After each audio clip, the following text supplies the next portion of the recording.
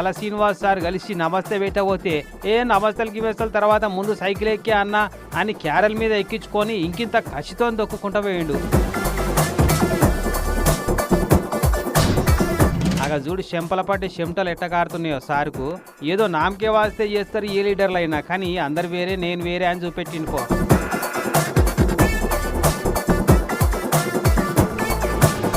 ఇక సార్ ఇట్లా రోడ్డు మీద సైకిల్ దొక్కుకుంటా పోతుంటే రైలు బండ్లే కామన్ పబ్లిక్ తోటి కలిసి కూర్చొని ముచ్చట పెడుతుంటే చూసిన వాళ్ళు పక్కకున్న వాళ్ళంతా మస్తు మురిసిర్రు, మంత్రి గారే మా పక్క కూర్చొని వస్తుండు అని. ఇగో ఇది ఇంధనం పొదుపు చేసే పద్ధతి అంటే అని చూసి అందరు నేర్చుకునేటట్టు చేసిండు పో మంత్రి గారు. ఇక మంత్రి గారి ముచ్చటట్టుంటే యూపీ రాష్ట్రం లక్నో సిటీలో హైకోర్టులో పనిచేసే జడ్జీలు వకీళ్ళంతా ఓ 70 మంది కలిసి సైకిళ్ల మీదనే డ్యూటీకి పోయొచ్చారు నిన్న.